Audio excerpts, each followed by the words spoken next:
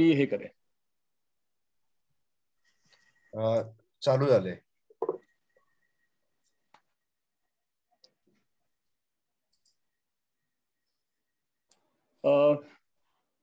आज आपण आपले अत्यंत जवळचे मित्र सतीश काळसेकर यांच्या स्मृतीला अभिवादन करण्यासाठी आपण इथे जमलेले आहोत.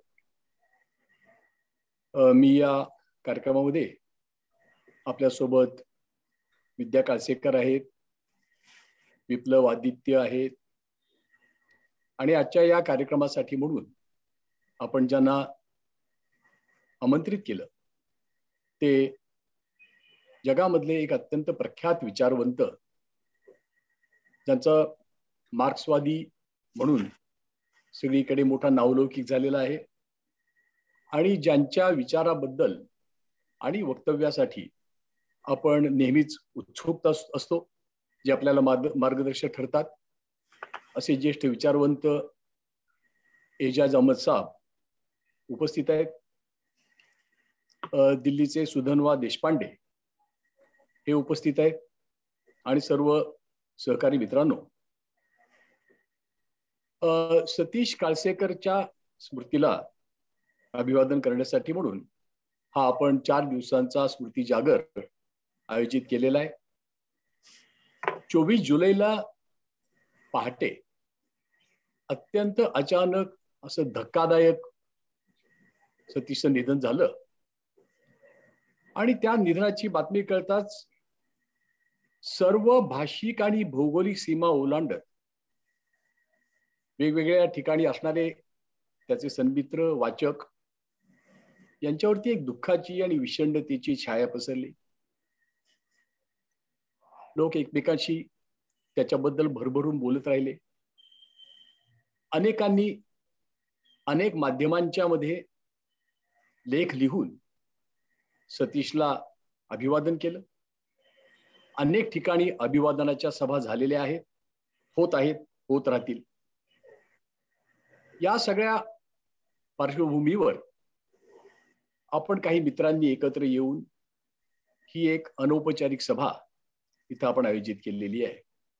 आपल्याला माहिती आहे, कोविडची बंधनं असल्यामुळे आपल्या सर्वांना प्रत्यक्ष भेटता येत नाही, परंतु या इंटरनेटच्या माध्यमामुळे, त्या महाजालामुळे आपण दूर दूर असलेले सगळे एकत्र येऊ शकतो आणि याच्या विशाल मित्र समुदायानं ही सभा भरवलेली आहे. ही सभा भरवत असताना सतीश काळसेकर यांनी गेली 40-50 वर्ष जो संवाद अव्याहतपणे चालू ठेवला, तो संवाद पुढेही चालू राहावा या हेतूनं आपण एक त्यांना अभिवादन देणारा कार्यक्रम करूया अशा पद्धतीचा विचार आला आणि आपण हा संवाद चालू करतोय. हा मैत्रभाव हा सतीशच्या जीवनाचा गाभा होता आणि सतीश काळसेकर आपल्या एका कवितेत म्हणतात त्याप्रमाणे त्यांनी चिमण्या आणि निवडुंगांशी सारखाच मैत्रभाव जोडून ठेवलेला होता आणि हा मैत्रभाव हा त्यांच्या संवादाचा फार मोठा पाया होता आणि त्याच हेतूनं आपण ही सभा आज आयोजित करतो. अनेक कवी, लेखक आपापल्या विशिष्ट शैलीचं, प्रवाहांचं, साहित्य प्रवाहांचं, कला प्रवाहांचं प्रतिनिधित्व करतात. पण हा मनुष्य सतीश काळसेकर एका कुठल्याही विशिष्ट प्रवाहामध्ये बंदिस्त न होता त्या प्रवाहामध्ये राहत राहत इतर अनेक प्रवाहांना आपलंसं करत एक अथांग अशा पद्धतीचे व्यक्तिमत्व तो जगला. 60-70 लिटल मॅगझिन पासून ते 2020-21 पर्यंत लिहित आलेले सर्वजण जे आहेत, असे लेखक आहेत, वाचक आहेत, त्यांच्यापर्यंत तो पसरला आणि आजूबाजूचं सगळं जग हर तऱ्हाने विखंडित होत असताना ते सर्व तुकडे जोडायचं काम ते करत राहिले. त्यांच्याच भाषेत बोलायचं झालं तर प्रेमाच्या अखंड सिम्फनीत जगणारा हा मनुष्य होता आणि त्या सिम्फनीमध्ये तो अनेक लोकांना एकत्र करत राहिला. ही भावना व्यक्त करण्यासाठीच आपण ही आजची अभिवादन सभा आयोजित केलेली आहे. ही सभा आज 2 ऑगस्ट पासून 5 ऑगस्ट पर्यंत रोज संध्याकाळी 6 वाजता भरेल. काल 1 ऑगस्टला सतीश काळसेकरांचे आवडते लेखक शाहीर कॉम्रेड अण्णाभाऊ साठे यांची जन्मशताब्दी पूरी झाली आणि त्याच्या दुसऱ्या दिवशी आपण हा आदरांजलीचा कार्यक्रम करूया असा विचार आला आणि आज आपण हा कार्यक्रम सुरू करत आहोत. हा कार्यक्रम सुरू करत असताना कुणाच्या विचाराचा हात धरून पुढे जावं असा विचार आमच्या मनामध्ये आला आणि सर्वांनाच प्राध्यापक एजाज अहमद यांची आठवण झाली. त्यांच्या वक्तव्यानं आणि त्यांच्या विचारानं या कार्यक्रमाचं ची सुरुवात व्हावी ही अत्यंत उचित गोष्ट सर्वांना वाटली आणि आपण सर्वांनी एजाज अहमद यांना या कार्यक्रमासाठी बोलवलेलं आहे. वी वेलकम यू एजाज साहब, आप बहुत दूर से आए. Thank you very much. आप अब अमेरिका से आप हमसे बात कर रहे हैं और हम आपकी बात सुनने को बहुत very eager to hear you. Ejaz साहेबांच्या भाषणाचा विषय आहे जो त्यांनी आपल्याला सुचवलेला आहे. I can't breathe is a global condition. मला असं वाटतं की सतीश काळसेकरच्या स्मृतीला अभिवादन करत असताना याच्या इतका अत्यंत उचित अशा पद्धतीचा विषय हा असणार नाही. आपले मित्र गणेश विस्पुते यांनी त्याचं मराठीमध्ये अत्यंत सुंदर असं भाषांतर केलेलं आहे. I can't breathe is a global condition.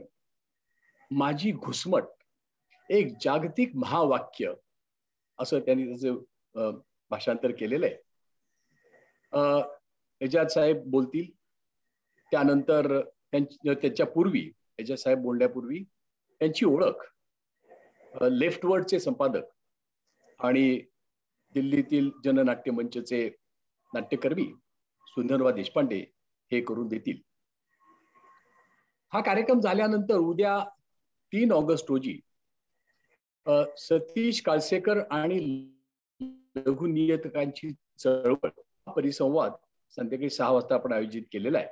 त्यात सतीश काळसेकरांचे समकालीन लेखक आणि मित्र चंद्रकांत पाटील, ज्येष्ठ कवी आणि कार्यकर्ते अर्जुन डांगळे, ज्येष्ठ संपादक आणि विचारवंत कुमार केतकर आणि देश विदेशामध्ये ज्यांनी आपल्या लेखनानं नाव केलेले असे आपले ज्येष्ठ लेखक भालचंद्र नेमाडे हे त्यामध्ये सहभागी होतील. या कार्यक्रमाचे नियोजन समीक्षक नितीन रिंढे, कवी आणि कादंबरीकार प्रवीण बांदेकर आणि समीक्षक रणधीर शिंदे यांनी केलेलं आहे. त्यानंतर 4 ऑगस्टला मराठी हिंदी भाषेमधील सोडले नाही कवितेने हे काव्य संमेलन आपण आयोजित करतो. राजेश जोशींच्या पासून ते विकास पालवे पर्यंत, तरुण कवींच्या पर्यंत अनेक ज्येष्ठ कवी, तरुण कवी त्यामध्ये सहभागी होत आहेत. स्वतः सतीश काळसेकर यांच्या देखील कविता त्यामध्ये सादर केल्या जात आहेत. सतीश काळसेकरांचे जिवलग मित्र जयप्रकाश सावंत, कवी प्रफुल्ल शिलेदार आणि गणेश विस्पुते यांनी या कार्यक्रमाचे नियोजन केलेलं आहे. त्यानंतर शेवटच्या दिवशी 5 ऑगस्टला अभिवादन सभा होईल. त्यामध्ये सतीश काळसेकरांचे ज्येष्ठ सुहृद, मराठी हिंदी भाषेमधील अनेक कवी, लेखक, राजकीय कार्यकर्ते त्यामध्ये सहभागी होत आहेत. या कार्यक्रमाचे नियोजन सुप्रसिद्ध कवयित्री प्रज्ञादया पवार, सामाजिक कार्यकर्त्या डॉक्टर मेघा पानसरे आणि मार्क्सवादी सांस्कृतिक चळवळीतील ज्येष्ठ कार्यकर्ते सुबोध मोरे यांनी केलेले आहे. तेव्हा आता जास्त वेळ न घेता मी प्राध्यापक एजाज अहमद यांचं पुढचं भाषण सुरू करण्याच्या दृष्टीनं सुधर्वा देशपांडे यांना मी विनंती करेन की त्यांनी एजाज अहमद यांचा परिचय आपल्याला करून द्यावा सुरुवातीलाच आपल्या सर्वांना विनंती आहे की एजाज अहमद यांचं भाषण झाल्यानंतर काही महत्त्वाच्या प्रश्नांना एजाज साहेब उत्तर देतील, त्यामध्ये ते चर्चा करतील. तर सर्वांना विनंती आहे की ज्यांना प्रश्न विचारायचे त्यांनी चॅट बॉक्समध्ये आपले प्रश्न विचारावेत आणि मग प्रश्नोत्तरांचा कार्यक्रम झाल्यानंतर आपले एक संयोजक श्रीपाद भालचंद्र जोशी हे आभार मानतील. मी सुधन्वा देशपांडे यांना विनंती करतो की त्यांनी आपले प्रमुख पाहुणे प्राध्यापक एजाज अहमद यांचा परिचय करून द्यावा. Sudhanva Deshpande. Thank you very much, Comrade Uday. It's my great privilege and honor to have been asked to join the meeting today in memory of Comrade Satish Kalsekar, who I admired for a long time as a poet and I should also say as a publisher. I will not speak about Comrade Kalsekar because there are, the next 3-4 days are devoted to celebrating his work, his memory, and so on. I'm not even going to actually try and introduce Professor Aijaz Ahmad. I'm just going to show you 3 of his books that have made a huge impact on me and my life. I first encountered Professor Aijaz Ahmad's work, his writings, through journals such as the EPW and Social Scientist and others.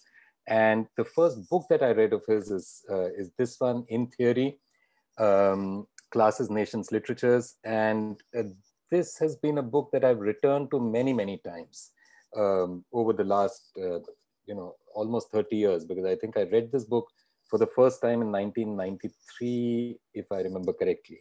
And since then, I've returned to this book really several times. I must have read this book about 7-8 times maybe. And it's something that always gives me a lot to think about. After that, in 1996, when I was working at Tulika, I worked as an editor on this book, which is called Lineages of the Present, Political Essays, now sadly out of print. But this book then puts together some of the essays that I had read in EPW and other places, but also a whole lot of essays that I was not familiar with, including his essays on Iran and so on. And then year before last, 2018, 2019, I think, my friend Vijay Prashad and Maulashri Hashmi and I, the 3 of us traveled to the US and we spent 4 absolutely scintillating days with Professor Aijaz Ahmad.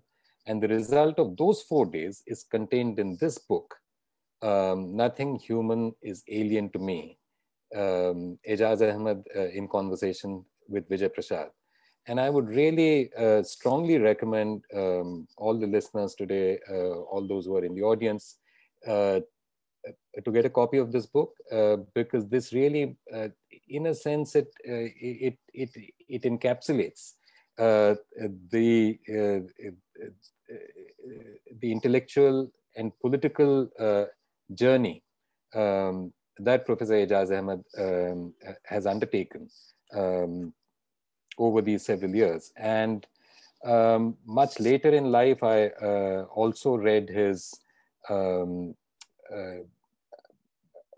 the book that he's put together of translations of Ghalib. And I was actually quite stunned when I read the introduction to that book, to realize that he was actually really young when he wrote that. Because I've only encountered him as a fully, as a fully formed intellectual in a sense. And it was fascinating to read that introduction and the translations. I'm not going to say anything more except to just quote the first line of Vijay Prashad's introduction to this book, which is, "It is impossible for me to think without thinking alongside the work of Aijaz Ahmad." And what Vijay says about Aijaz Ahmad, it is impossible for me to even think except alongside the work of Aijaz Ahmad. I think this really defines my own relationship to his writing and thinking as well. And I think for lots of us who have spent the last 30 odd years reading Aijaz Saab, and listening to him. And so it's a great pleasure today to once again be able to hear Professor Aijaz Ahmad. I can't breathe is a global condition, and I'm absolutely sure that it's going to be a scintillating evening for all of us. Over to you, Aijaz sir. Thank you very much. Thank you for that introduction, Sudhana.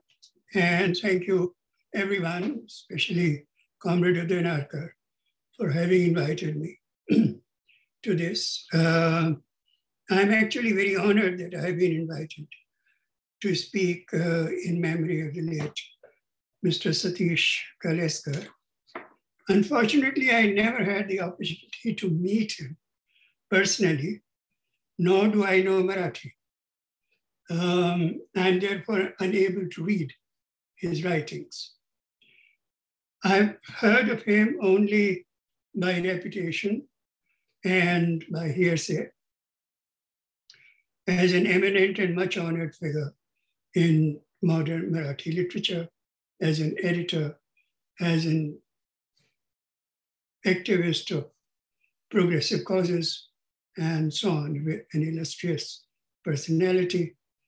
I'm not going to spend any time speculating about him secondhand, because I really don't have any firsthand knowledge of him.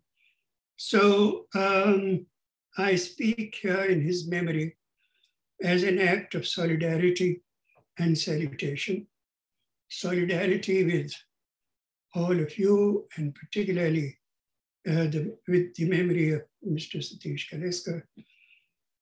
Salutation to him as someone who has had very similar commitments as him. So now a word about today's topic. I can't breathe is a global condition. I had been given a tentative title, which I didn't particularly like. And so I said so to Sudharma said, you pick your own title. And I told him, I said, look, I'm not very good at titles. So he gave me 4 titles, possible titles, and I elected one of them. So it's partly my title, partly not, which is just as well, which is how things should be. So, now this phrase itself has a history. It first surfaced in 2014 when a young Black man, Eric Garner by name, was killed by a white policeman in New York City through what Americans call chokehold, going like this, and using that to strangulate you. So he was strangulated. And as he was being strangulated, he kept saying, I can't breathe, I can't breathe. Apparently, research shows that 70 different Black men being killed by white policemen have used this phrase as the last words they spoke before dying. Most recently, the phrase came up when George Floyd, another young Black man, was killed similarly by white policemen in the United States, who put his knee on Floyd's neck for 9.5 minutes and killed him thereby. And during those 9.5 minutes, he kept saying, I can't breathe, I can't breathe. And this was in public. There were quite a lot of people there. The whole thing was recorded on camera, etc. That came in the middle of the movement that has been going on in the United States for quite some time, called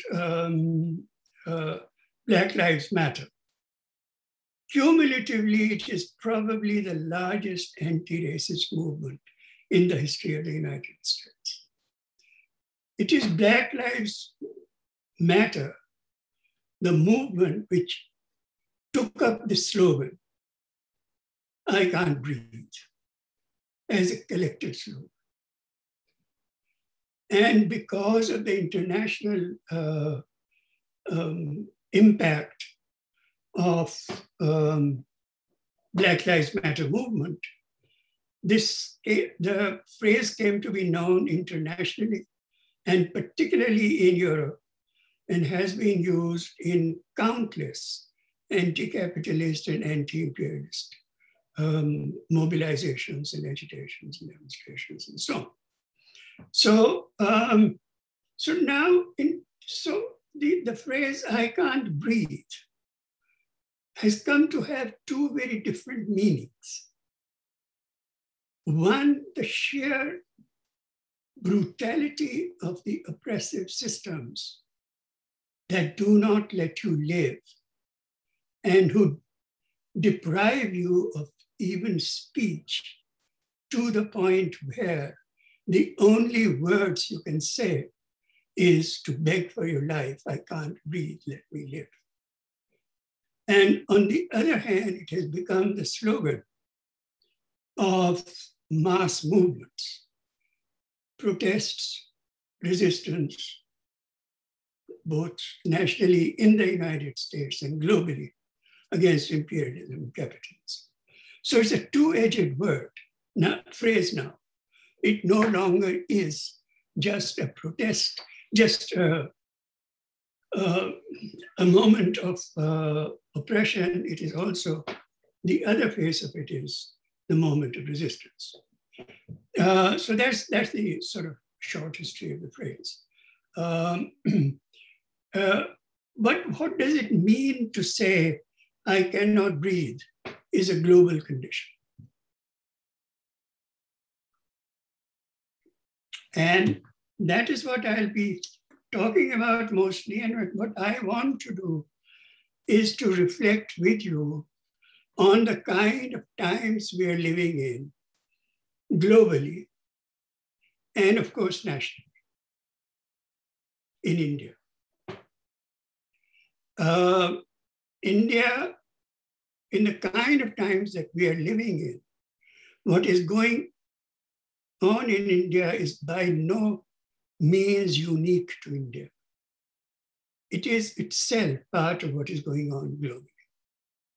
That is to say, we are living in a time where far-right politics has taken hold of state systems of the great majority of the countries, certainly the most powerful ones, with the exception of China and Russia, probably.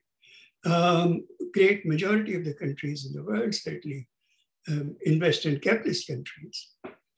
And yet, it is a time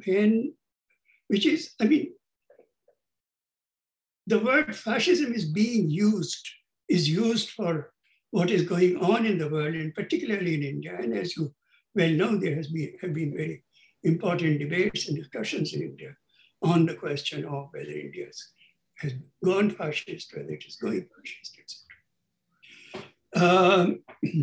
My position on this has been that no, India is not going fascist, no country is going fascist. By which I do not mean that we live in conditions that are necessarily better than fascism or short of fascism. We are living in times which are perhaps, globally speaking, much worse than the period of fascism. I only mean that we are living in a period that is very, very different. And it must be understood in its difference and originality. What is specific to these times cannot be comprehended by way of analogy with a period of time in European history 120 years ago or something like that. This is a completely different kind of conjunction. And I want to talk about that a little bit before coming back to the question of India.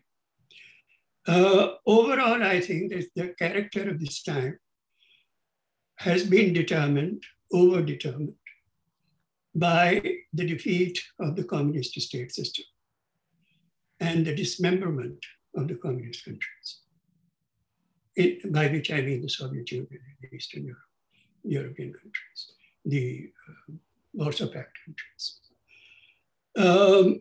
This is the first time in history, very first time in history, that capitalism has become an absolutely global system. It has never been. It is only with the dissolution of the Soviet bloc that it became a uniformly global system. It is a time in which the period of fascism, however brutal it was, first of all, fascism was limited to a few countries of Europe and some of the most powerful countries in the world, the Soviet Union, United States, and Britain, did not go fascist.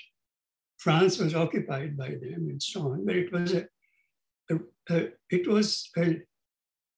a regional, a local phenomenon, a very powerful phenomenon, a phenomenon which was saved, from which the world was saved, primarily by the Soviet Union through a sacrifice of some 22 million of its citizens.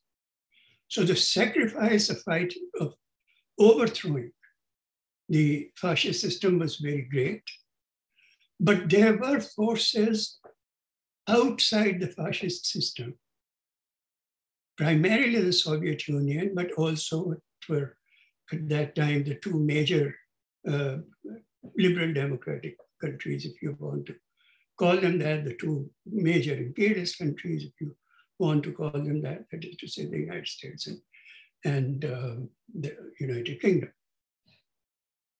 There were forces outside the world of fascism which could fight back. There was a country called the Soviet Union which fought for 5-6 years, defeated Nazis at great cost itself, but defeated. And in fact, that defeat led to a new wave of revolutions in Eastern Europe and China. On that one count, that is not the kind of world we are living. I'll come back to that. Secondly, fascism was both a particular kind of European phenomenon in which for about 200 years there had been a struggle between the reactionary forces of monarchy, dictatorship, etc., the revolution and the counter-revolution from the French Revolution on to the Bolshevik Revolution. The fascism arose in a condition where communism in Europe itself, in Germany, in Italy, in a number of European countries, a communist revolution was possible. And it is in the countries where communist movement was the most powerful that fascism arose to defeat the communist movement at home. That is to say, Germany, Italy, Spain, and Portugal, 4 countries where communist movements were very, very powerful. The labor movement generally was very, very powerful.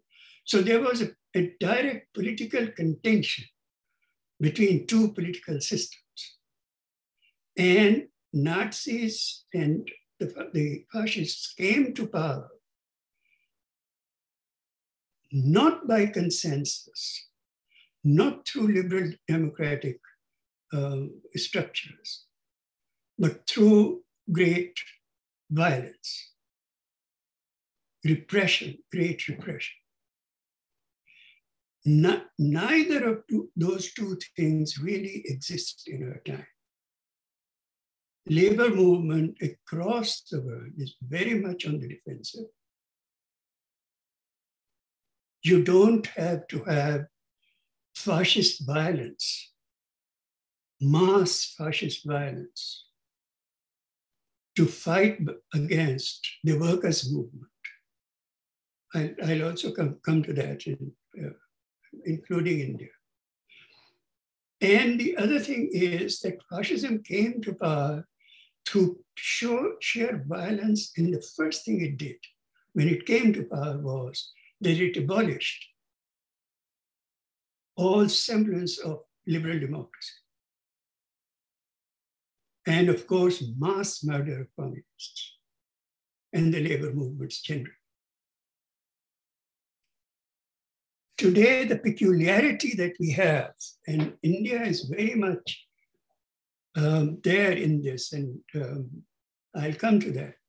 The peculiarity that you have is that forces that resemble the fascists,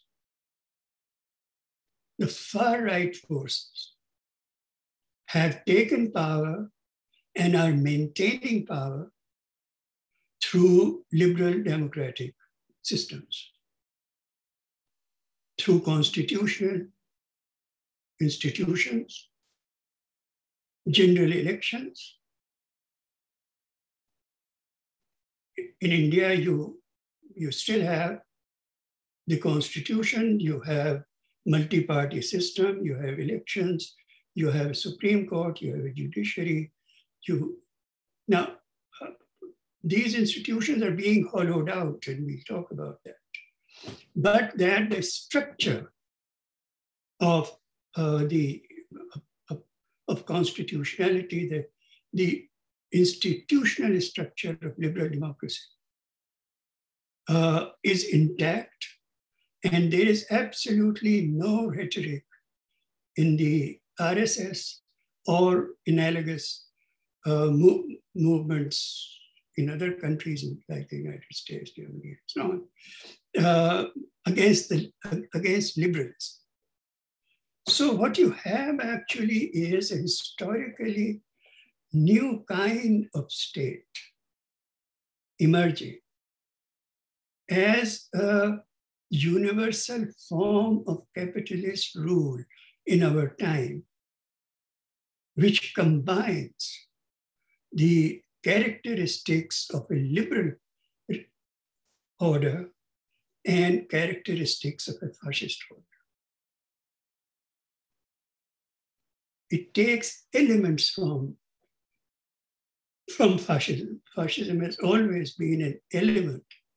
I mean, since 1880s, I would argue, fascism has been an element in bourgeois rule always. But now what you have is that the institutions of bourgeois democracy are kept intact, but hollowed out from within. This is a very different kind of order, where the judiciary exists, sometimes acts independently, but by and large acts as an arm of the executive. This is a very different kind of situation. You have political parties, liberal bourgeois political parties, which have been subjugated. You have an extraordinary situation in which the mess that the BJP RSS government has made of the economy, of health situation, the utter mess on every front. An economy that is completely hollowed out, which has no basis. In the World Hunger Index, involving 117 countries. India is 112.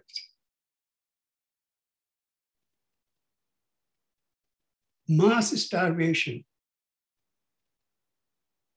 is an endemic condition. Even our neighbors in South Asia, each one of them has a higher position on this. And at the same time, our media is full of how successful our economy is, and not only national media, world media. They're trying to pretend that India and China are somehow economic competitors. As if, India has sort of arrived where China has arrived. It's it's absolutely bizarre proposition. And yet, despite all of these economic problems in the country, there is no opposition. And there is no opposition that challenges the very premises of the ruling dispensation. When the ruling dispensation abrogates unconstitutionally its commitments to the state of Jammu and Kashmir, by and large, every bourgeois party falls in line with them. They're afraid that if they oppose them, national sentiments, etc., etc. On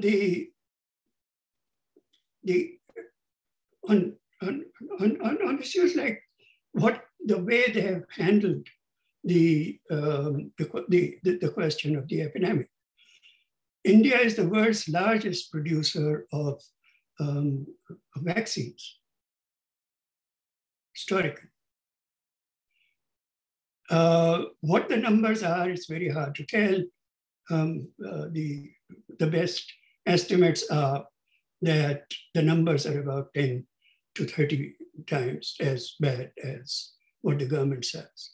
There is no opposition that has any coherent position on any of this, on demonetization, this, that, and the other. They have subjugated the opposition parties themselves.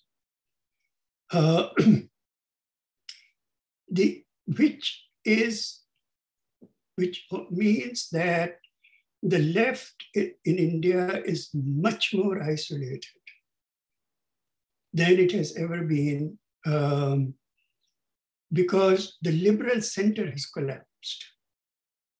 You only have the far right occupying the liberal position,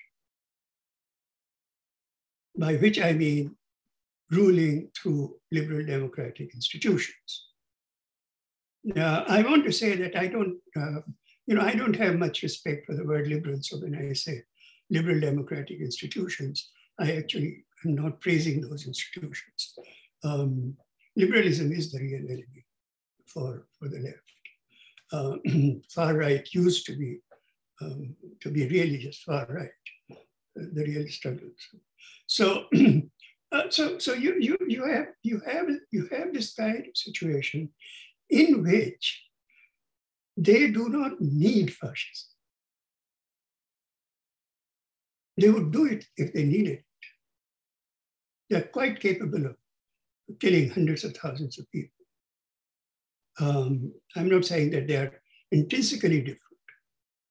RSS is, in my view, a kind of a far-right political organization, far bigger, far worse than anything history has ever known. American Republican Party is now beginning to compete with the RSS.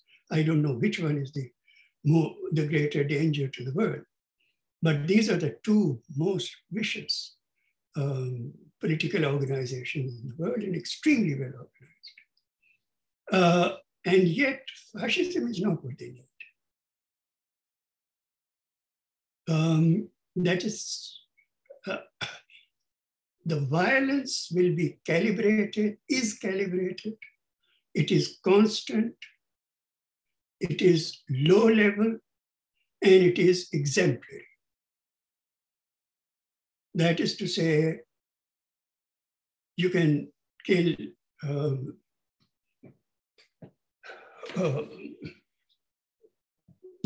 Mr. Gaurian and Kesh, Comrade Pansare, Gulbergi, whoever, eminent people of reason, whose only crime is to stand for reason and truth. You can kill them as exemplary killings. Great majority of the people, they hope, will be silenced through these exemplary killings. The Bhima Karegaon case is exemplary. This is what we can do to you, each one of you. This is terror through setting of examples, and it's calibrated. And it is carried out through institutions of liberal democracy. It is state police, central intelligence organizations, high courts, even Supreme Courts, where it is known that evidence was planted through spyware or whatever, where there are no cases, and yet the courts do what they are told by the executive to do. This is a very different kind of system. And that has to do with the collapse of the liberal center. We no longer have in India a liberal polity, liberal political parties. There is no methodical opposition. There used to be a time when political parties used to argue programmatically. No longer is the case. And again, this is not only India. It is all over the world. The two political parties, the Labour Party that now you have in England and the Tories, do not programmatically disagree with each other. When Corbyn came to head the Labour Party, he was destroyed because he had stepped out of the liberal consensus and had talked about a progressive alternative within the liberal democratic system.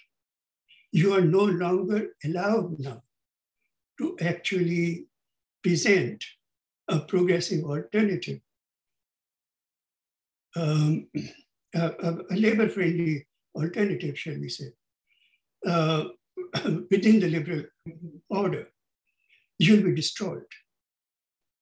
Sanders in America was destroyed by the Democratic Party.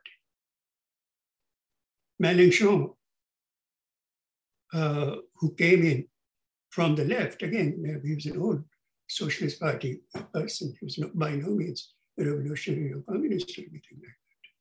But he was destroyed by the Socialist Party, by the whole gang of political parties, because he had a labor-friendly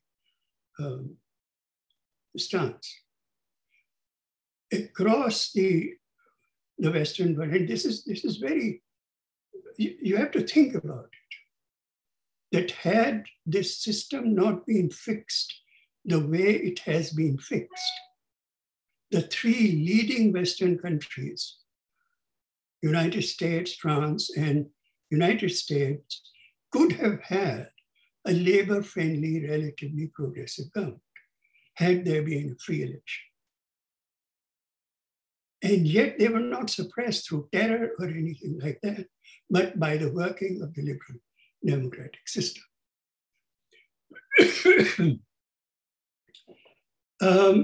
The other thing, you know, when you say, I can't breathe, this kind of terror that you're witnessing in India has now become completely common in liberal democratic countries. Not only that, the other side of it is the extremity of capitalism in our time. Everything that colonized nations and the working classes have gained over a century of revolutions, what Eric Hobsbawm calls the short 20th century, that is to say, the century that lasted from 1917 to 1989. That's really the 20th century. All the gains that were made have been taken back systematically, country after country after country.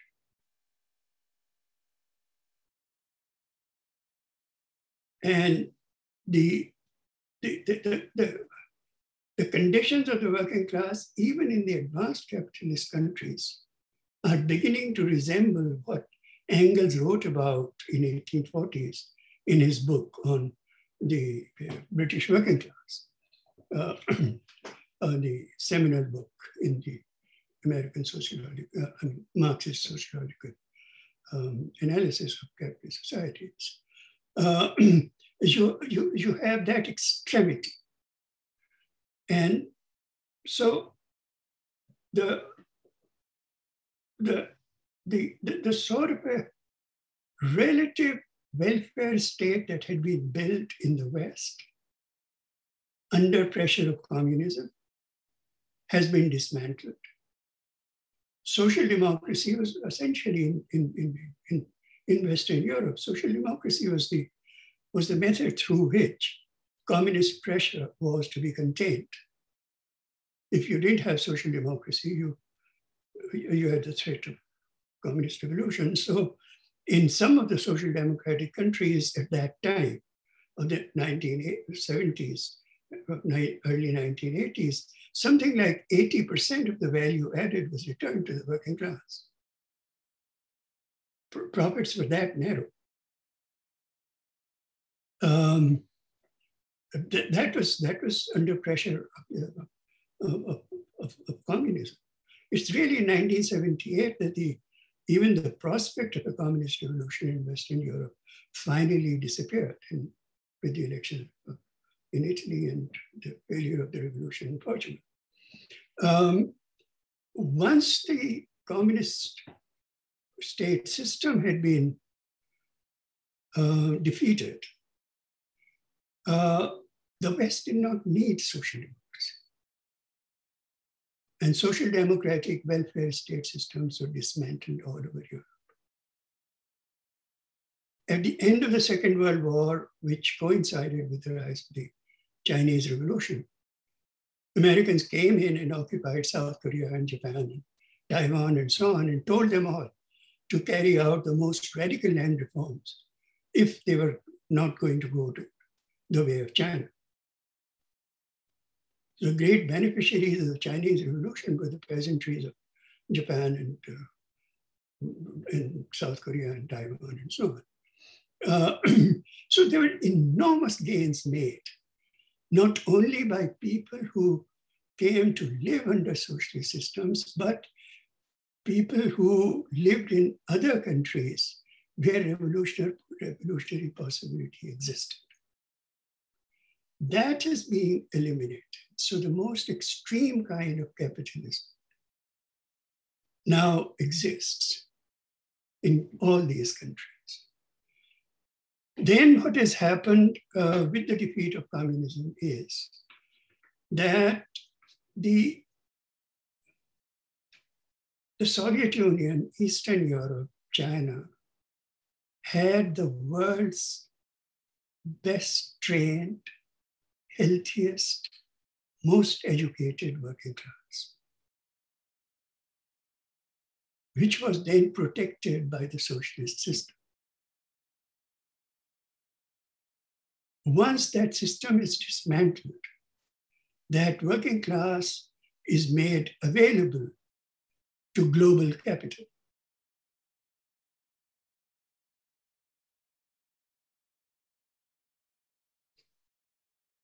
And as this immense working class, well-educated, well-trained, healthy,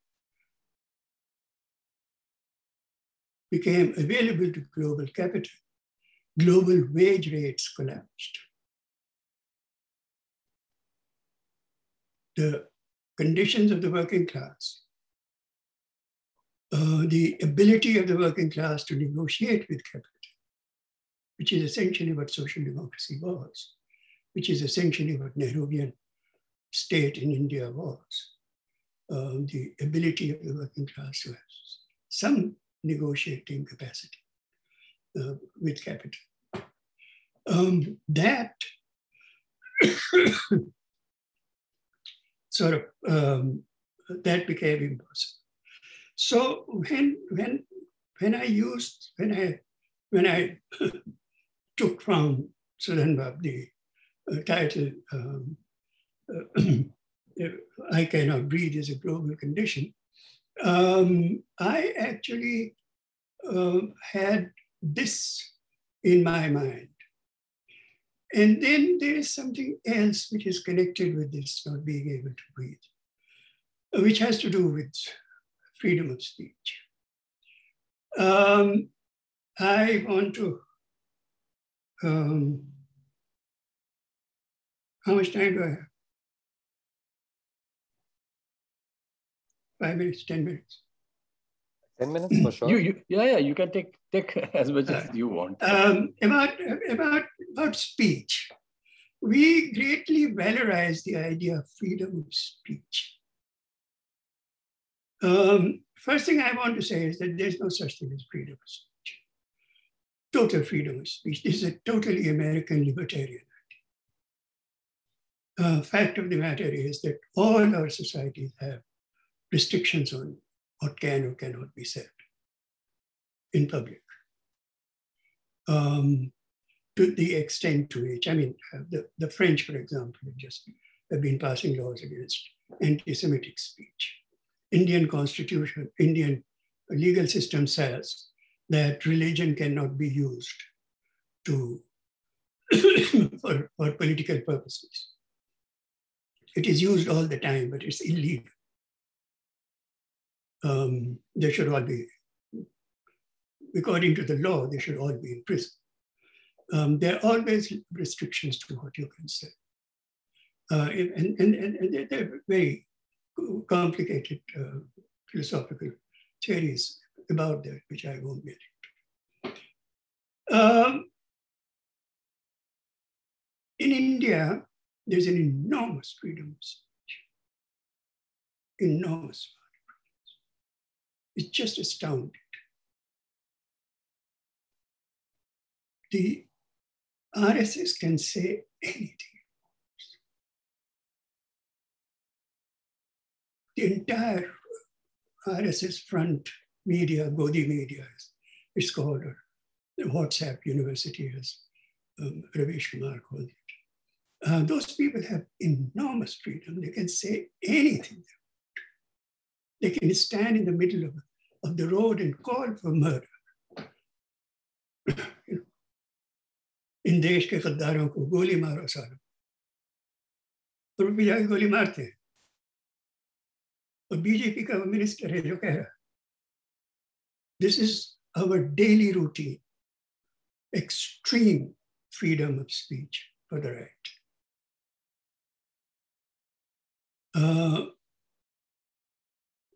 Restrictions for freedom on speech are on progressive speech. There's no freedom of progress or shrinking freedom of progressive speech.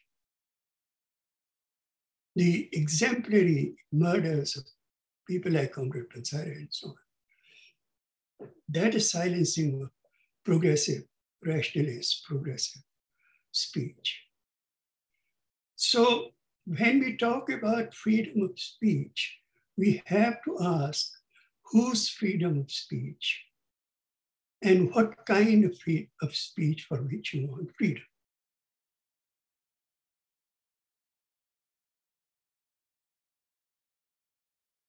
That's one sort of thing. The other thing that has happened in terms of speech is that you're no longer living in that 19th century world in which speech or writing a pamphlet or saying something in a newspaper was speech, speech in the public sphere. That was a speech in the public sphere. Modern technologies have made that notion of speech absolutely redundant.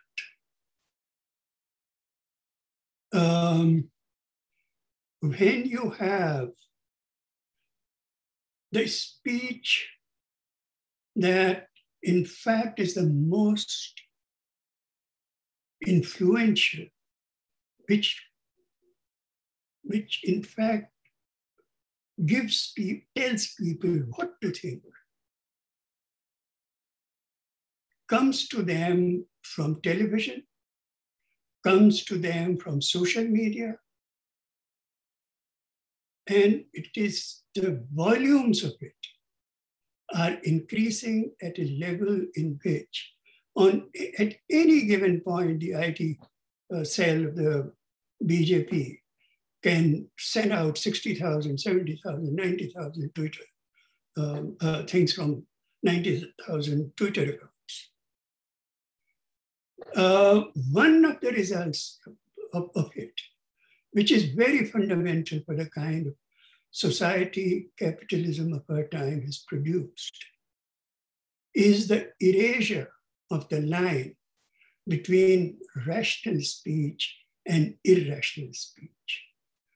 Factual speech, speech that is verifiable in any way, and speech that is not verifiable. Where who says determines the truth. There's some 70% of the American, 70% of the Republicans believe that Trump had actually won the elections.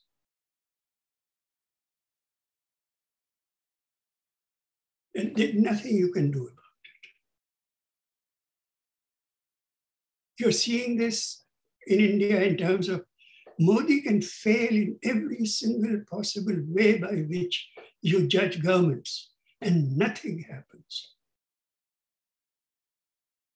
because of the social media, the Godi media, etc. Rational and irrational.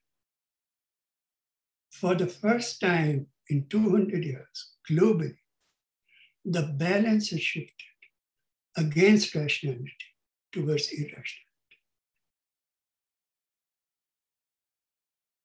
In politics, in religion, in speech,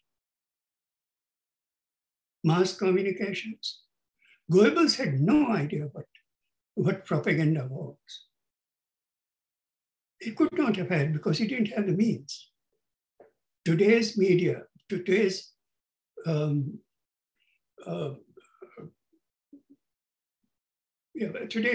media through which propaganda can be carried out in all kinds of open, all kinds of even subliminal ways, is of a completely different order. It's one of the 3 or 4 greatest dangers to modern society. This falling away of standards of truth, of factuality.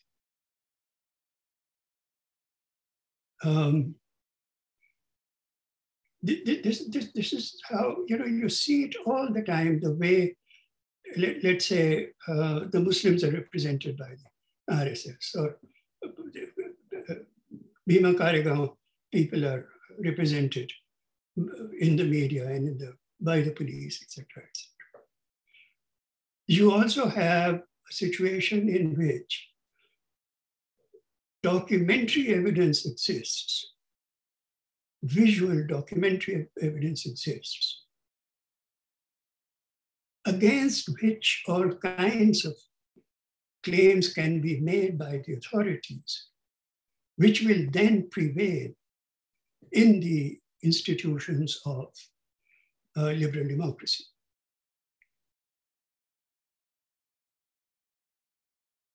So I think this thing of not being able to breathe has all kinds of connotations. The level of just sheer cruelty, daily life of sheer mass cruelty. Forget about RSS, communalism, this, that, and the other. Just what they have done with the pandemic. Just what they have done with the farmers' movement, which is much less. I mean, the idea that these are Khalistanis, who are running this movement. These are pro-Pakistanis. These are anti-nationals. They are Tukde gang. This is what you're calling the farmers. And for more than a year, they have been there in and around the capital, ignored, completely ignored, for the sake of those 3 laws in favor of the corporate sector.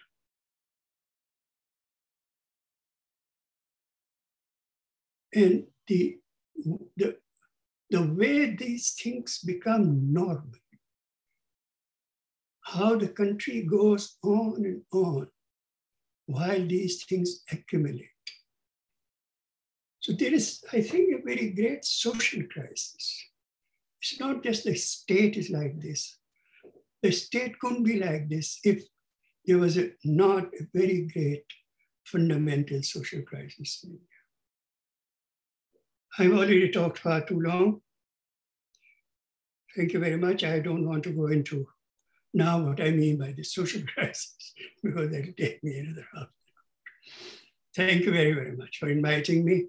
It was a great pleasure for me to do this act of solidarity and adulation for the late comrade. Thank you. Thank you so much.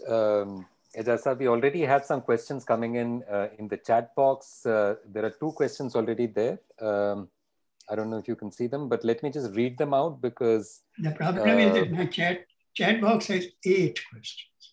Some of them are probably from a long time ago. Oh, no. There's Vineet Tiwari to everyone, Shruti Tambe to everyone, and so on. Which one? So I'll just read out both the questions because the questions will not appear on... There are lots of questions, yeah. On Facebook and YouTube and so on. They won't be able to see the questions. So that's why let me just read them out for the benefit of our viewers there. Shruti Tambe says, excellent exposition of the theme. May I ask you also to comment on one aspect, the calculated deafening silence of the upper middle class and middle class who have now gained through liberalization. Earlier, they were the leaders of protest and discontent. In the US, in the UK, it is not the same authors, academics, journalists, and advocates, etc., who are doing that anymore. Vineet Tiwari says, and can we also know from you what is happening in the countries and societies which have not succumbed to capitalism, like Cuba, DPRK, and China? So these are the two concrete questions we have, and of course there are other comments. And I'm hoping that we will get more questions. I can see some people jotting them down, but in the meanwhile, if you want to respond to these 2. Yes, and I'll try to be as brief as possible because both of these questions, each of them, I could go on for 10, 15 minutes. I'll try to be as brief as possible. The first question about the class. What has happened? This is the kind of capitalism that I was talking about. You now have a class, a dominant class. Let's call it the bourgeoisie, which has really what neoliberalism and all these various kinds of policies of extreme accumulation have done is that you have all over the world, in India, United States, in Europe, a bonanza of billionaires in a period of extreme economic hardship. Likewise, there is in the upper middle classes an enormous mobility. The kind of wealth that the upper levels of the middle classes in India now have, there's never been this kind of wealth in the past. And that national compact upon which the Nehruvian state was based, forget about the actual failure of those policies, or not only just failure, even bad conscience about those. But in principle, there was said to be a national compact, some kind of an idea of a nation in which the greed of the wealthiest would be controlled, the needs of the poorest would somehow be met a little more than would be otherwise. The bridge between the poor and the rich will be bridged, there'll be narrower. You see it, for example, in education. There was education free for all. You had the world's best education in Indian IITs, if you would make it to the IITs. Now, again, that is not a period that one sings praises about. But what has now happened, for example, is that your upper classes no longer send their children to national universities more and more. More and more, their children are going for education abroad, or they're inviting foreign universities to open campuses. So you really have what Randhir Singh used to call two nations within a nation. We really have become two nations. So neoliberalism is not just an economic policy, it's a way of life. It's an ideology, it's a way of life. It is a value system. That extreme individualism of the American kind is now the life process of the middle classes, of the upper middle classes in India. Hence that break of the compact. Now, what does happen is that, for example, in CAA or NRP, so at that time, after Shaheen Bagh, it became a national movement which brought out a lot of the middle classes.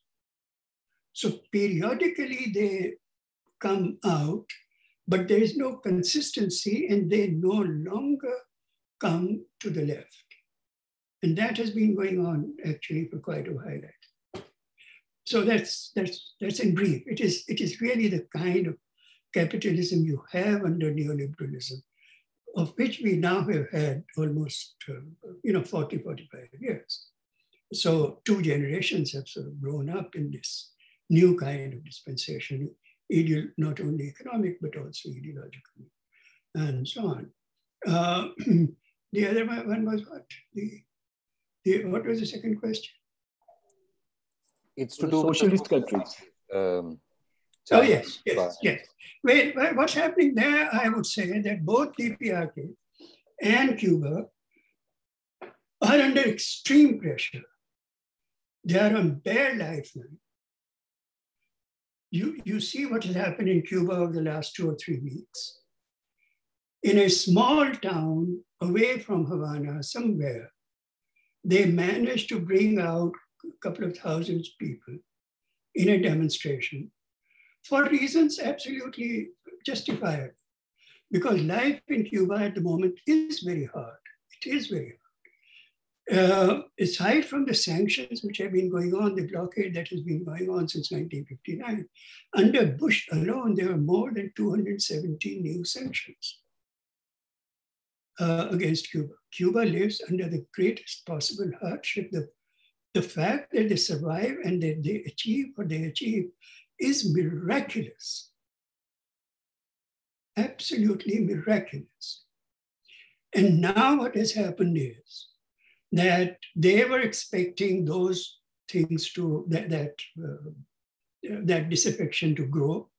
And in Cuba, life is hard. It is very hard.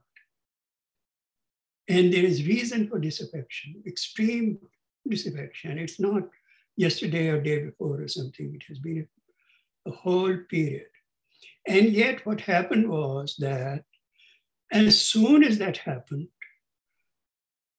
solidarity came not only from Venezuela, Nicaragua sent in a whole flotilla of aid came in from Bolivia, Russian aircraft, any number of Russian airplanes landed with supplies and so on and so forth. About half a dozen countries gathered around Cuba and delivered what people were protesting about. So it's a contention. It's a contention. And Americans have the power to keep 35 countries under sanctions so far, and which include China and Russia. Same thing, relatively the same thing applies to DPR.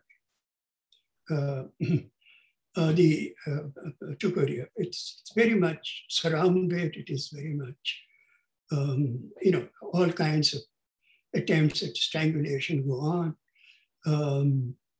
China, Russia try to help them as much as they can.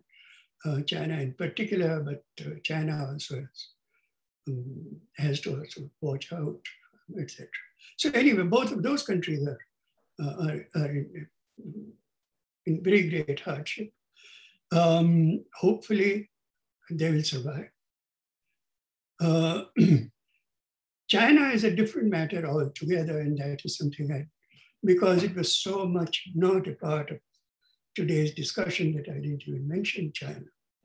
Because a fundamental fact of our time on the other side of what I have been talking about, is that for the first time in 500 years, the center of world capital is shifting from the West to East Asia.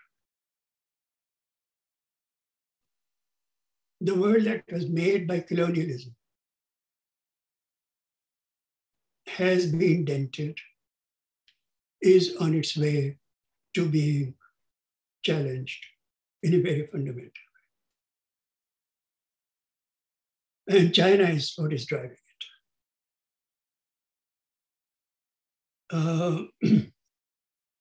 China has pulled, as we undoubtedly the comrades here know, China has pulled 8.5 billion people out of poverty in 20 years.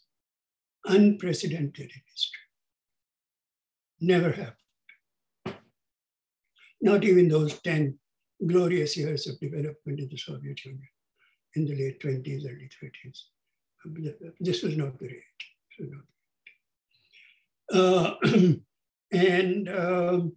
It's a historically unique experience. It's a historically unique experience. We don't know where it is going. There are no models for it.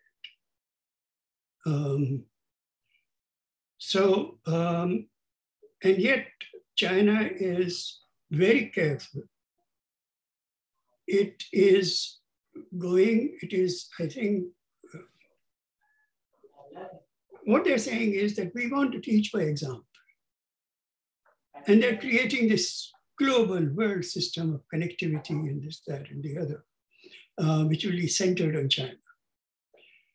Something absolutely, for the first time in history, that a great Asian power, which is by some calculations already in terms of GDP, a larger economy than the United States, by some calculations in terms of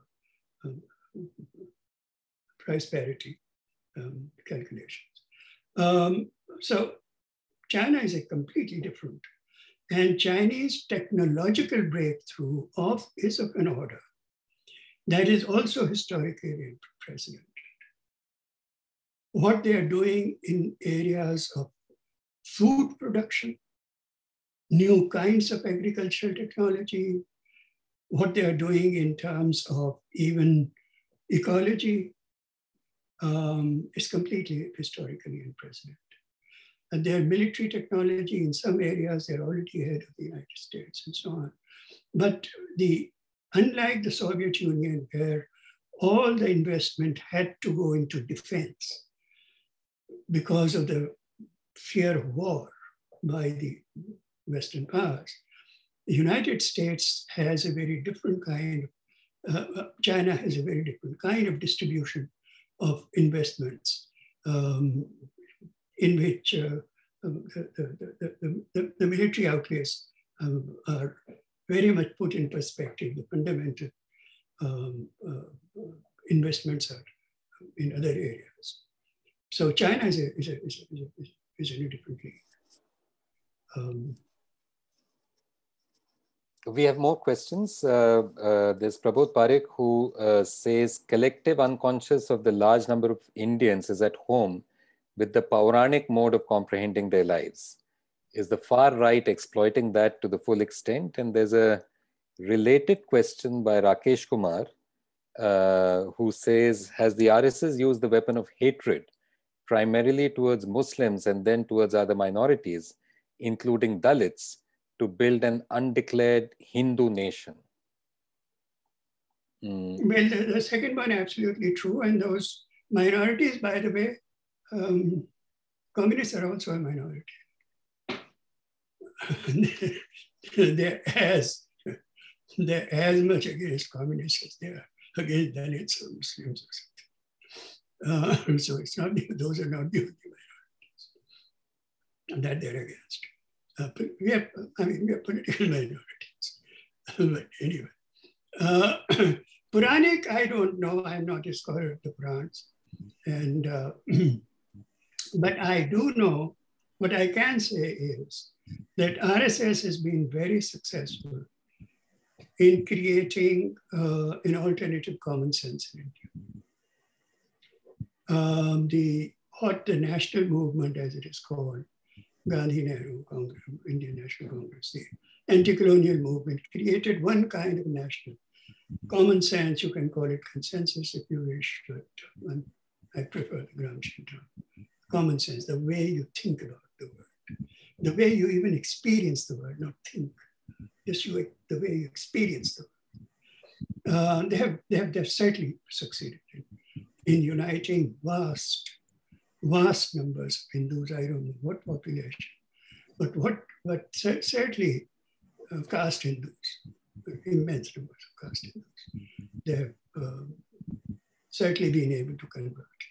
And certainly the saffron yippee has played a very important role in that legitimation of the RSS for the middle and upper classes. So that is certainly true. And they have their own. I don't know if it is Puranic. I think all these anti-modernities are actually very modern.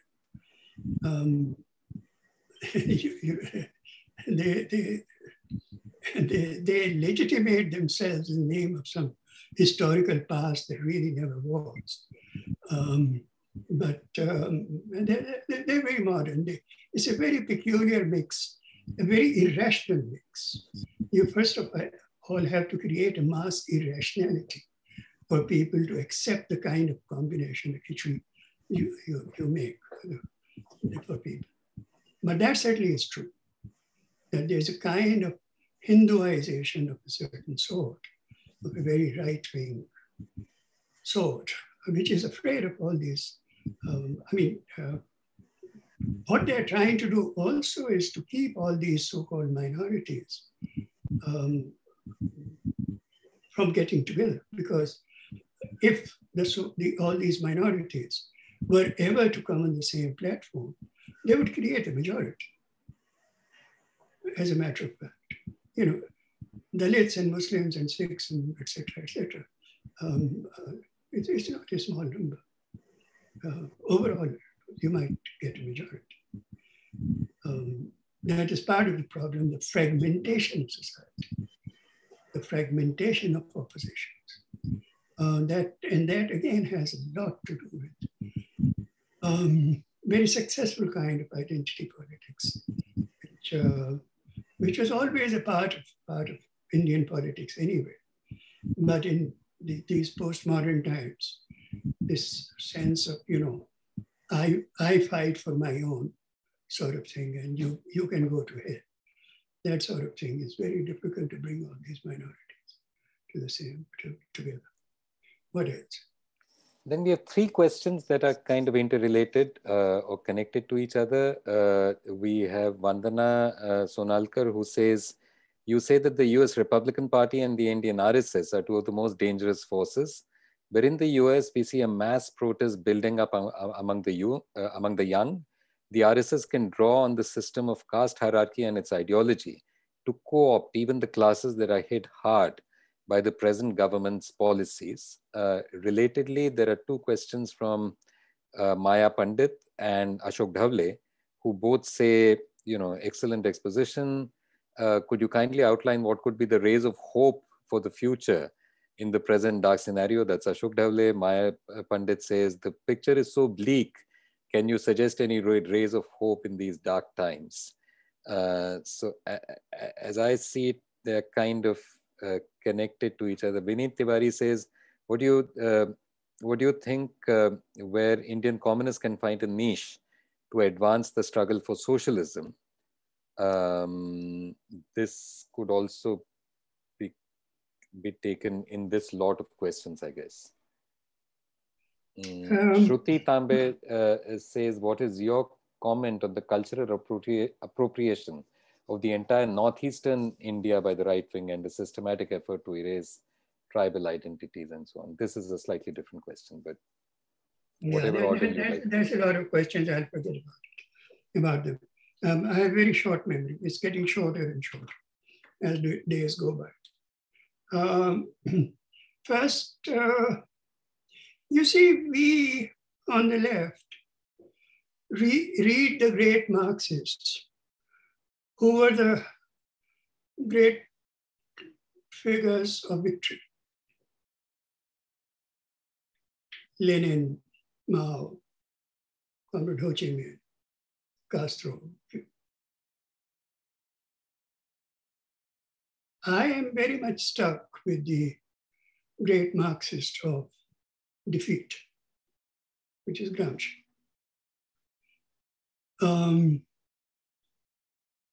So, pessimism of the intellect, optimism of the will.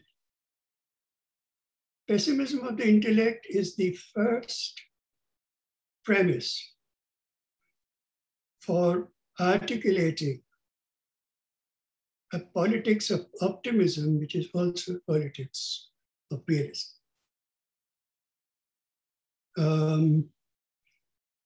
We could go into, other sorts of things, but my only undertaking in this particular presentation was to say what's the sort of world we live in.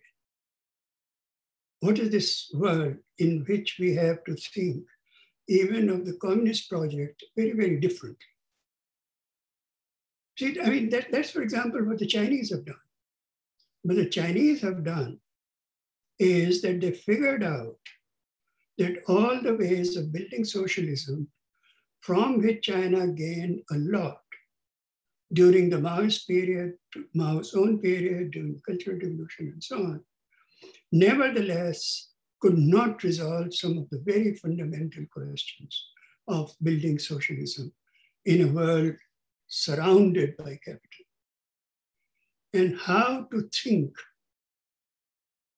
completely new forms of building bases for socialism of the future. I think those are some of the things that we have to do. If I knew the answer, I would obviously share it with you. I don't, but that is what our collective project has to be. What kind of communism is now really, what is in this new, completely different kind of capitalism? Unless you understand what kind of capitalism you're up against, you cannot define a communism of our time. You will always be going back to quotations. To think of a communism of your time in your place is a very different kind of undertaking, but that is only possible if we properly understand what new kind of capitalism is, what new kind of ideological ensembles have been put together in India to justify it for the very large numbers of people, probably the majority of the people, etc. We have to think through all of that. If I had those rays of hope, I would have shared them. First of all, rays of hope, we can always. What else? What other questions are there? Sorry, I just keep forgetting. Sure. So there were three questions around this whole issue of optimism and pessimism and so on. Those you have answered, or four questions maybe, because Vinit Tiwari also had a question about what do you think where Indian communists can find a niche to advance the struggle for socialism. All of those, I guess, have been covered by your answer. Comrade, you have spent your life, you tell me. You have been doing it yourself. So is Comrade Uday, and so you tell me. Who am I to tell you? You tell me. And there's Shruti Tambe, who's asked, what is your comment on the cultural appropriation of the entire Northeast India by the right wing and a systematic effort to erase the tribal identity? So. Right. That is something, I myself not very familiar that much with the Northeast. In any detail, I don't really go there. I do meet people from there and so on, but I watch it. You see, part of the great success of the RSS has been that it started essentially as not only a broadly Brahminical movement, but really a movement of Brahmins and related upper castes. Their breakthrough, what they did understand about India is that it is a society so fundamentally fragmented in its social composition. It is the most heterogeneous society. And you have to deal with every part of the society with a sense of differentiation. So the number of fronts, for example, that they spawned, hundreds, thousands, locally, for castes, subcastes, for this, for that, etc.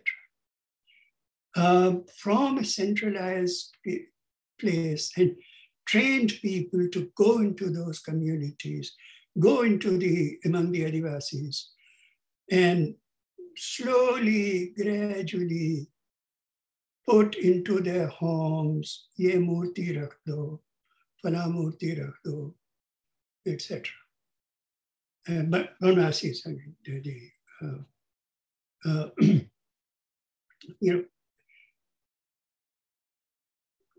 creating a politics that brings in an enormously varied elements of the society on a singular platform, which is fundamentally Brahmanical in nature. And yet all castes, subcastes are addressed in it. And they have been by and large very successful in this. The same thing, they have understood that there is no such thing as religious minorities. There are Muslims and there are Sikhs and there are Buddhists and there are Christians and there are Christians of the South and there are Christians of the Northeast, and etc. So they understand sociology. Let me put it that way. And they have addressed the politics of the locality with a Hinduized, upper caste Hindu sort of perspective on the top, but local, and finding people, converting people. It's very much like the old missionaries when they went to Africa and so on, even in India, but particularly in Africa and so on, where they would pick up the frictions inside the community and patronize one side against the other, and create local leaders who were, who were loyal to them, and create that kind of structure. At the same time, this whole thing of schooling and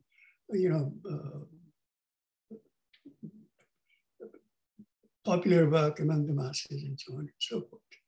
So I'm not really deeply conversant. I can't give really that kind of answer. But I think they have done the same thing. And the Northeast is like any other part of the country is capable of being organized on that kind of basis where, local politics, you take hold of the local politics. And you have lots of funding. You have cadre you have trained cadre to devote to it, to fund the things and so on and so forth. And their material wealth, by the way, is not a minor matter so far as their success is concerned. The backing that they have from the big and middle bourgeoisie, the immense amount of finance they have, they can go out and organize anything. They can just put in 10 whole-timers and build offices and build schools for them and this and that and so on and so forth. And next thing you know, they're followers. And you play local politics. Comrade Uday, how much more time do we have? Because we've been going on for about an hour and 40 minutes. Yeah, I think yes. Maybe we should... unless he wants to say anything more. Yes, Aijaz साहब, आप 1.5 घंटे से ज़्यादा आप हमसे बात किए हैं, और पूरे जो हमारे चिंता के जो सवाल है, जो विषय है, उसके ऊपर बहुत गहरी सोच हमारे सामने आपने रखी है. हम उम्मीद करते हैं कि हम सब लोग आज जो सुन रहे हैं, वो सब लोग इसका आपने जो बात रखी है उसको सामने रखते हुए हम आगे मार्गक्रमण करते रहेंगे. सतीश कालसेकर जिन बातों से वो चिंतित थे, जिन बातों का हर दफा जिक्र करते थे और अपनी बातों के साथ, लोगों के साथ बात करते समय जिसकी चिंता हमेशा करते थे, वो सब बातें आपने अभी इसी आपके ये लेक्चर में आपने हमारे सामने रखी है। अब आपका ये इस प्रोग्राम में आपका शुक्रिया अदा करने के लिए मैं आमंत्रित करूंगा हमारे साथी श्रीपाद भालचंद्र जोशी, वो अभी आपका शुक्रिया अदा करेंगे। श्रीपाद जी, ऐकू येत आहे तिकडे? हो, येते बोल. Aijaz ji, it is really a privilege for me to be here to express our gratitude towards you. On behalf of Lokwangamay Griha, Kalsekar's friends, and the entire Kalsekar Parivar community. You have enlightened us and also obliged us by your presence and highly learned, much explaining much worse kind of time we are living in and its character. You have always given us an insight towards how to read and reread not only history, but the politics and culture too. You have major role in shaping our perceptions towards these things for years together. Our late friend Satish, who always remained friend and guide to many, also was sharing that. You have rightly pointed out in your frontline interview 2 years back that left in India is the only force that has a coherent vision and a comprehensive social understanding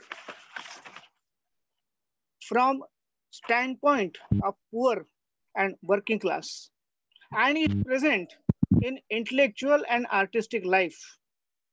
It was and is very much present in the works and perception of our late friend Satish, and as you pointed out, that beginning of a reconstruction of it is required. That is what you reinstated today also. Satish and Progressive Writers Association under his presidency was trying to do it even in Maharashtra for last decade through many other fronts also, like Sanskritik, Aghadi, cultural fronts, and so on.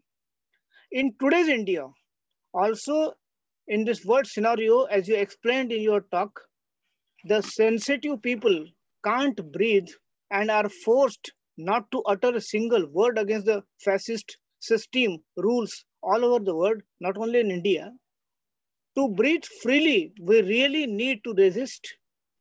Your talk has further inspired us in this direction and reinforced the required energy within us to do so. Very kind of you for your sparing your valuable time with us. Thank you, Aijaz ji, very much, and we hope again to share with you. Thank you very much.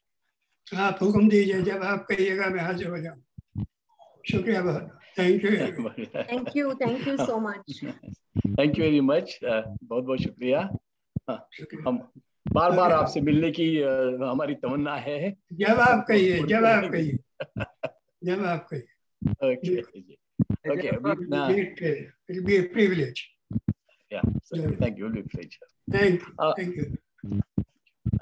आपण आता कार्यक्रमाच्या अंताकडे येतो आहोत. आजचा हा सतीश काळसेकर स्मृती जागर कार्यक्रमामधला पहिला दिवस प्राध्यापक एजाज अहमद यांच्या अत्यंत विचार परिप्लुत अशा व्याख्यानानं आज आपण त्यांची स्मृती जागी केलेली आहे. एजाज अहमद यांचं भाषण व्याख्यान आपण मराठीमध्ये सर्व श्रोत्यांना आणि वाचकांना आपण उपलब्ध करून देणार आहोत. ते आपण आपल्यासमोर कालांतराने येईल. या कार्यक्रमाचा उद्या दुसरा दिवस आहे. उद्या संध्याकाळी 6 वाजता 3 ऑगस्टला संध्याकाळी 6 वाजता सतीश काळसेकर आणि लघु नियतकालिकांची चळवळ या विषयावरती एक परिसंवाद आहे. त्या परिसंवादामध्ये ज्येष्ठ समीक्षक कवी चंद्रकांत पाटील, ज्येष्ठ दलित नेते आणि कवी अर्जुन डांगळे, त्यानंतर कुमार केतकर आणि भालचंद्र नेमाडे हे उद्या सहभागी होत आहेत. सर्वांना विनंती आहे की उद्या संध्याकाळी 6 वाजता या कार्यक्रमामध्ये आपण सहभागी व्हावं अशी आपल्याला विनंती करून आजचा हा कार्यक्रम संपला असं मी आपल्या सर्वांच्या वतीने जाहीर करतो. आपण उपस्थित राहिला याबद्दल आपल्या सर्वांना धन्यवाद. ओके एजाज साहेब.